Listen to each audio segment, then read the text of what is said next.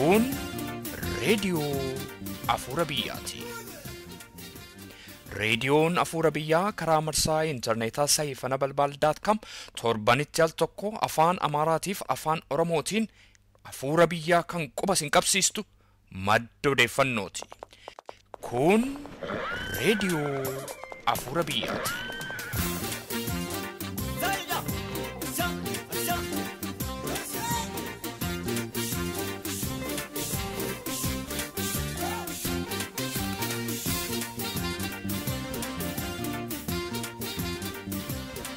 Qabsoon Oromiyaa Oromoo ta'uu keenya addunyaa irratti beeksisuudha.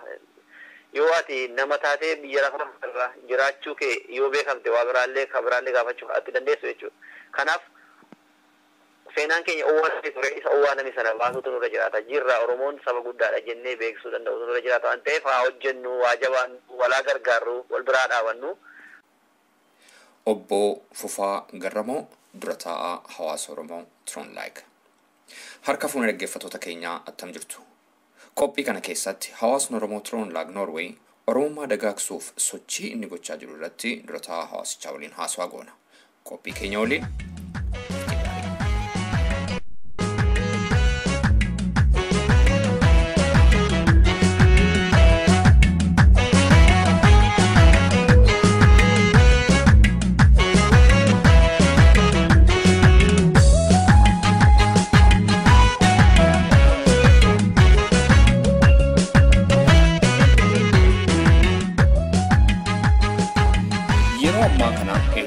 sajaarraa tokko oliif awwaalamee ture ifa baasee addunyaatti beeksisuudhaaf ilmaan Oromoo bakka bakkatti carraaqii guddaa godhu itti fufee jira. Oromummaaf sabboonummaa dagaagsuudhaaf yaaliin bakka bakkatti ta'aa jiru danuu nama jajjabeessa. Oromoon iroorroo biyya abbaa isaanii keessatti irra ga'u baqatanii kooluu galuudhaan biyya ambaa keessa jiraatan aadaa boonsaa qaban saba gidduu jiraatanitti agarsiisuudhaaf carraaqii guddaa gochaa jiru. Carraaqiin akkasii Oromummaaf sabboonummaa dagaagsuu irra darbee walitti dhufeenya saba waliin jiraatanii waliin jiru cimsuu keessatti ga'ee inni qabu olaanaadha. Oromoon biyya ambaa keessa jiraatan sochii isaan gama kanaan godhan duukaa buutee isinii dhiyeessuudhaaf reediyoon Afuura Biyyaa amma humna eeyyameefiitti tattaaffii gooti. Amajjii 19 bara 2013 biyya Noorwee magaalaa Trondheim keessatti Oromoon waa'ee saba Oromoo uummata keessa jiraataniif dhiheessan jechuu dhageenye waa'ee dhimma kanaa caalaatti beekne isin beeksisuudhaaf gara hawaasa Oromoo Trondheimitti bilbille. Dura taa'aa hawaasa Oromoo Trondlaayik kan ta'an obbo Fufaa Garramoo argannee haasofsiisneerra. Obbo Fufaan yeroo isaanii aarsaa gochuudhaan gaaffii keenyaaf waan deebii nuu kennaniif maqaa dhaggeeffattoota raadiyoo Afuura Biyyaatiin guddisnee isaan galateeffachuu barbaannaa. Jalqaba irratti gaaffii nuti isaaniif dhiyeessine amajjii 19 bara 2013 magaalaa Trondheim Norway keessatti qophiin agarsiisa aadaa tokko Oromootaan qophaa'ee ture. Kaayyoon qophii kanaa maal ture? Eenyutu immoo qopheesse? Kan jedhu ture. Deebii obbo Fufaan nuuf kennan kana fakkaata. Kaayyoon isaa inni guddaan Oromoo fi Oromiyaa warra aadaa keenyaa fi eenyummaa keenya hin beeknetti beeksisuudha. Kaayyoon isaa inni guddaan kaayyoo akka xiqqaatti qaban immoo Oromoonis wal argee yoo xiqqaate waggaatti al tokkoo fi al lama illee haa ta'u akkaataa mijateen wal argee waliin akka haasa'u waliin akka bashannanu kan jedhus of keessaa qabaa jechuudha. Eenyuun qophaa'e isa jedhuu fi kan qopheesse hawaasa Oromoo Trondlaayik. Garuu hawaasni kun kan qopheesse qindoomina yuunivarsiitii as jiru yuunivarsiitii Trondheim yookiin Entendu kan jedhu waliin ta'uudhaan qophiin qophaa'e jechuudha. Garuu abbummaadhaan kan qopheeffate hawaasa Oromoo Trondlaayikidha. Hawaasni Oromoo Trondlaayik Oromoota meeqa of keessaa qaba? Baay'eedha Oromooti naannoo sana. Ga'een hawaasaa maal ture qophii sana keessatti? Ga'een immoo yuunivarsiitiiti jettu kanaa immoo maal ture ga'eensaa? Oromoon Trondlaayik keessa jiraatu lakkoofsi isaallee jala murame yoo beekamuudha baate hamma nama 200 taana kan jedhamu tilmaamama jechuudha. Kana keessaatti egaa hundi miseensa miti. Warri miseensa keenya ta'anii dhibba laman ta'an garuu namni keenya dhibba laman ta'a walumaa gala Toroondilaa keessa kan jiraatu jechuudha namni.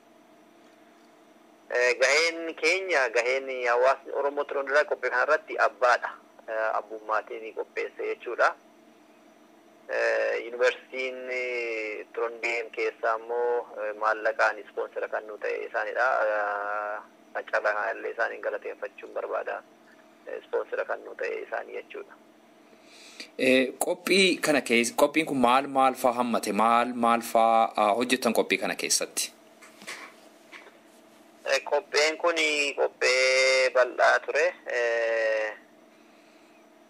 Wanni akkuma aadaa keenyaa eebba manguddootiin jalqabne sanattaansuudhaan pirezenteeshinii Oromiyaa fi Oromoo ka jedhu pirezenteeshinii bal'aatu dhiyaate jechuudha.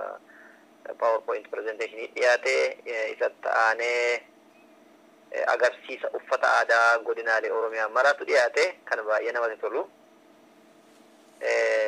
Agarsiisa aadaa hawwisoo naannoo godinaalee Oromiyaa maraatu dhiyaate isatti aanuudhaan faaruun Oromoo faarsu walaloonis dhiyaatee ture. Inni guddaan kabiraan waa'een qabeenya Oromiyaa keessumattuu qabeenya bunaa ilaashisee pirezenteeshinii fi agarsiisa viidiyoodhaan kan deeggarame jechuudha. Sagantaa bareedaa ture kan dhiyaate bunas danfisnee akkaataa aadaa biyyaatti jechuudha. Bunallee danfisuudhaan bunni keenya akkamitti akka danfu buna akkamii akka oomishnu qabeenya Oromiyaa bunaan maal akka taate oomisha sadarkaa oomishaa kaasee haga buna danfisuutti jechuudha kan jiru adeemsa buna keenyallee agarsiifnee baay'ee dinqisiifatan jechuudha. Sanallee buna sana danfisuudhaan achitti illee namootaaf hirreera jechuudha. Namoonni carraa dhuguu argataniiru jechuudha buna Oromoo. Inni kabiraan egzibishiniis qabna turre. Egzibishiniin kun egzibishinii nyaata aadaa Oromooti kan qabatu. Qodaa aadaa jira. Qabeenya Oromoo kan mul'isu immoo suuraan hammaduu danda'ame suura maxxansuudhaan suura piikcharii kalarii ka ta'e jechuudha. Suura gurguddisnee maxxansinee sanallee qabeenya Oromoon qabdu hunda piikcharii isaa kalaalanii egzibishiniin qophaa'ee ture jechuudha. Inni kabiraan kan nama ajaa'ibu barattoota yuunivarsiitu jira ture. Barattoonni yuunivarsiitii warri maastarsii isaanii hojjetan aadaadhaan daansiidhaani. Isaanillee showuu kan isaanii nu agarsiisanii dhumarratti jechuudha. Innillee baay'ee warri Oromoon ta'in jechuu keeti? Kalarfuul godhe sagantaa keenya jechuudha baay'ee bareechi. Oromoo warri hin ta'in jechuu keeti barattoota yuunivarsiitii kun? Barattoota yuunivarsiitiin suni warri waliin qindoominaan hojjetanii barattoota international almost addunyaa mararraa kan dhufan Afrikaa, Eeshiyaa, Laatiin Ameerikaa, Middle East, Awurooppaa waan akkasirraa barattoota wal qabameetu jiru turanii isaanis irratti qooda fudhataniiru. Isaan dhumarratti aadaa daansii isaanii nu agarsiisan jechuudha. Kanaaf baay'ee sabni keenya baay'ee gammadee jedhee mayyaadha. Wanti isin hojjetan kun aadaa Oromoo addunyaa bal'aatti beeksisuu keessatti gahee guddaa akka inni taphatu beekamaadha. Namootni achi keessatti hirmaatan maali deebii isaan jedhan yaada maalii kennani? Akkuma siin jedhe kan hirmaate kan nuti waamne ka affeerame Oromoo qofa min turre faranjoonni jiru. Hawaasonni sabaaf sablammoota ispeeshaalii nuti itti gaafatamoota isaanii ture kan affeerre. Isaan haa ta'u malee miseensa isaaniillee qabatanii dhufanii turanii. Kanaaf namoonni hirmaatanii nama almost international nama ta'e nama biyya hundarraa kan walitti qabamedha jechuuf hin danda'ama. Nama hedduutu ba'e. Haa ta'u malee garaati gaaffina gaafatetti yoo hin deebi'ee fiidbaakii yookiin maal jedhani ka jedhu Profeesar Arraasii kana Profeesara itti gaafatamaa dipaartimentii isaan kan ta'e jedha. Profeesar Egil Bakkaa jedhama. Profeesarri kun haasaa dhumarratti godheen akka nu mirkaneessitti baay'ee akka gammade baay'ee kan eegee olillee akka ta'ee fi baay'ee hedduu akkatti gammade waa Oromoollee waa hedduu akka nu hubatee fi waa hedduu akka bare nu ibsuudhaan haasaasaa jalqabee ture. Kanuma qabachuudhaan kan na ajaa'ibee kan baay'eellee itti gammadee bu'aa isaallee ammuma arguu jalqabe jedhee kanan yaade tokkumaa inni ijoollee warra agarsiisa aadaa Oromoo waltajjii irratti agarsiisan hunda isaanii waamee ana wajjin jechuudha. Kutaa isaatti geessee carraa barumsaa hunda isaaniif yoo barachuudhaaf barbaadutti carraa barumsaa kenneeraaf jechuudha. Waaw. kan nama ajaa'ibu ijoollee warra kaampii mooraa baqataa jiranillee waan barbaade haa ta'u isaaniin gargaaruudhaaf akka cina dhaabbatu waadaa galeefii ture jechuudha. Baay'ee kan na gammachiise guyyaa sana jechuu kiyya. Kuni baay'ee bu'aa guddaadha. Hatattamaan bu'aan argisiise keessaa isa tokko jechuu hin danda'ama. Gara fuulduraatti kun darbee bu'aa maalii buusuu danda'a agarsiisa akkasii jettee yaadda? Inni guddaan Oromoon addunyaa irratti sirna duraarraa kaasee haga har'aatti eenyummaansaa awwaalameetii tureera. Oromoon saba guddaa ta'uyyuu malee saba afaan aadaa tokko qabu saba bal'aa yoo ta'e illee akka bal'ina keenya akka guddina keenyatti addunyaa irratti beekamne hin jiru. Kanaaf ani carraa xiqqoo ishee tokko banee natti fakkaata wanti nuti hojjenne kun sababiin isaas haa xiqqaatu guyyaa sana namoonni hordofanii waa'ee Oromoo waa tokko hubataniiru jechuudha. Kanaaf Oromoon addunyaa irratti akka beekamuuf gahee tokko taphateera jedhee yaada jechuudha. Baay'ee namatti tola.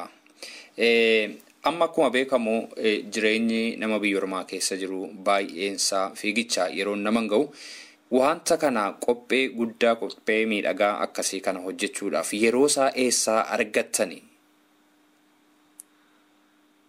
Dhuguma akkuma jette biyya kanatti yeroon baay'ee mi'aadha yeroo hin argamu. Haa ta'u malee kutannoon jiraannaan wanti nama dhibu hin jiru dhugaa dubbachuudhaaf. Kanaaf nan galateeffadhan namoota hawaasa Oromoo Turondalaagiin warra irratti hirmaatanii yeroo isaanii tokkosatiin yeroo baay'ee gabaabaa qaban keessaa kanaaf qooda kennanii qoodanii warra milkaa'insa dhimma kanaadhaaf irratti tattaafatanii akka galma ga'u kan warra godhaniif jechuudha. Nam hundumtuu waan darbachuu danda'u darbate waan gochuu danda'u godhe sa'aatii yeroo qabu sanatti jechuudha. Kanaaf naan hojjedha jettee yaadde yennaan wanti hin danda'amne hin jiru kan jedhuun amantaa qaban. Baay'ee namatti tola. Egaa Oromoon amma biyya ambaa guutummaa addunyaa keessa almost guutummaa addunyaa jechuun hin danda'ama keessa jira. Oromootni naannoo garaagaraa jiran biyya ambaa keessa jiran akkuma kana eenyummaa isaanii aadaa isaanii akka isaan agarsiifataniif akka isaan addunyaa maratti beeksisaniif dhaamsa isin dabarsitan kanarraatii barumsa isaan hin argatu jettan maali? Wantani jechuu barbaade Oromoodhaaf halagaan yoo nuti itti gargaaramne halagaan nu bira dhaabbata. Ani muuxannoo kanarraati wanta baradhe tokko kanadha. Kanaaf waan tokko waan nuti amma qopheessine har'aati namni waan xiqqoo waan baru natti fakkaata. Kanaaf carraa argameen namni kamiyyuu haa ta'u waan argatanii carraa argatanii. Ani amma carraa argameen waa'ee Oromoo nama kamitti yoo ta'u abbichi isaa dhaga'u sin dhaga'iisinis halagaa tokko bira yoo geessu ani Oromoo ta'uu kee Oromoo maal akka ta'e himuuf duubatti jechuun namarra hin jiraatu jechuudha. Kanaafi namni waanuma danda'u hamma danda'u hin tuffatiin otoo hin tuffatiin yoo hojjechuudhaaf kaka'umsa qabaate yoo barbaade wanti hin taane hin jiru. Kanaaf hundi keenya Oromummaa keenya irratti Oromoo addunyaa irratti qabsoo guddaan Oromoo ta'uu keenya addunyaa irratti beeksisuudha. Yoo ati nama taatee biyya lafarra jiraachuu kee yoo beekamte waa biraallee gaafachuu ati dandeessu jechuudha. Kanaaf seenaan keenya owwaalame ture isa owwaalame sana baasuutu nurra jiraata. Jirra Oromoon saba guddaadha jennee beeksisuu danda'utu nurra jiraata waan ta'eef haa hojjennu, waa jabaannu, walaa gargaarru, wal biraa dhaabannu waan dandeenyuun gahee waan buusuu dandeenyu haa buufnu kan jedhu dhaamsa dhaammachuu barbaadan. Obbo Fufaa Garramoo dura taa'aa hawaasa Oromoo Tiroondalag maqaa dhaggeeffattoota sagantaa kanaan guddaan isin galateeffadha. Galatoomaa isinis carraa kan nu laattanii akka yaada keessatti waan hubataniif hedduu isin galatoomaa.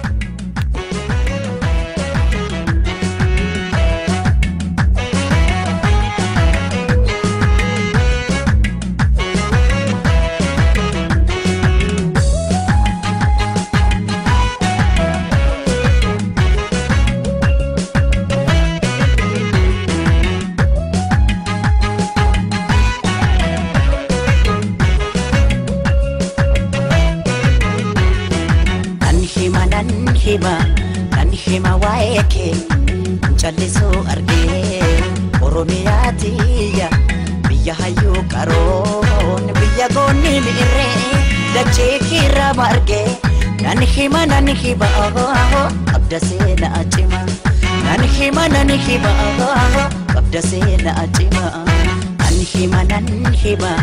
nan hima waa'ee kee callisuu argee Oromiyaa tiyya biyya hayyuu qaroon biyya goonni mi'irree dachee kirra margee nan hima qabda seenaa cima nan hima qabda seenaa cima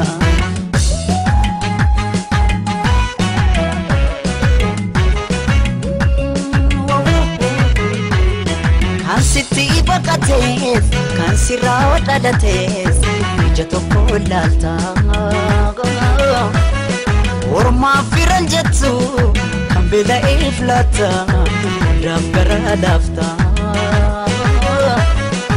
hunda toleetti koo hunda hammatu koo abaatee wakkattu akkataa keengattu hunda toleetti koo hunda hammatu koo abaatee wakkattu akkataa keengattu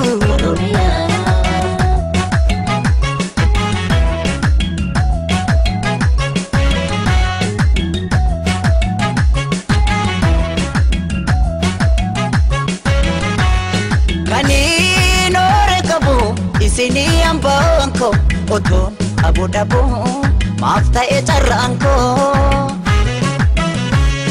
kutada mamanti malifali kokodu ilman ada toko malifali nodu malo yalmanko kutusu malo yalmanko gangafa malo ormayu gudise dabarse fi bonse ma dabare daba jette Oromiyaa jette karme bose imboi Oromiyaa tiya imboi sore ko sore et imboi tono tijiru imboi naftu bode et Oromiyaa tiya sore ko sore et tono tijiru naftu bode et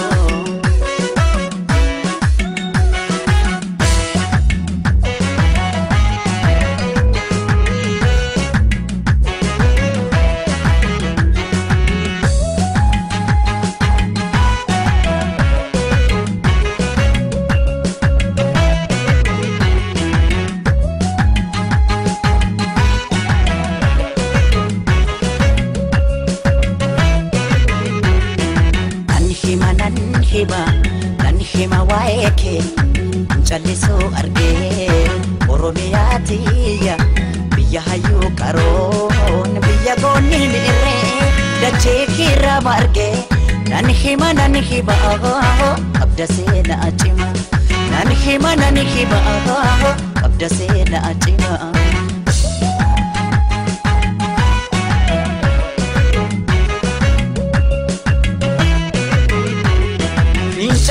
Bigibeen suma keessa jiru dachee keerra jiru dukkana biyyarraa ifaatti jijjiiru bunaaf albunni kee madda galii biyya allabdee rakkata Oromiyaa tiyya albunni kee madda galii biyya allabdee rakkata yaboonsituu tiyya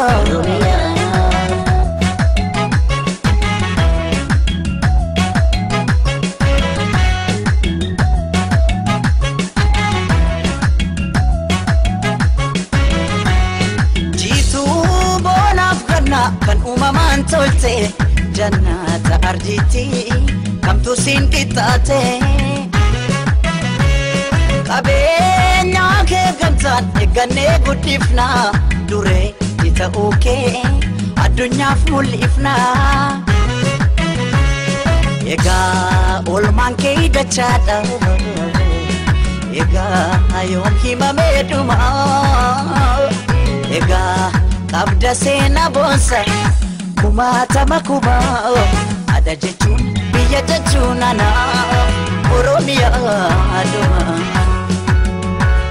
Biyya sirna gadaa madda walqixxoo Gaaddisa odaan kee mallattoo eenyummaa Oromiyaati suuree kosooreetti otoo nuti jirru hinaaftu booddeetti Biyya sirna gadaa madda walqixxoo Gaaddisa odaan kee mallattoo eenyummaa Oromiyaati suuree kosooreetti Dhaggeeffattoota keenya qophiin keenya har'aa kanuma. Waa'ee qophii keenyaa yaada yookaanis gaaffii yoo qabaattan karaa iimeelii keenyaa contact@saifanabalbal.com jedhaatiin quunnamaa. Fuulli intarneetaa keenyaa www.saifanabalbal.com jedhamaa nu daawwadhaa. Akkasumas feesbuukii irratti raadiyoo Afuura Biyyaa jettanii yoo nu barbaaddan nu argitu. Torbee qophii biraatiin hamma wal agarrutti torban gaarii isinii hawwinaa gaariitti.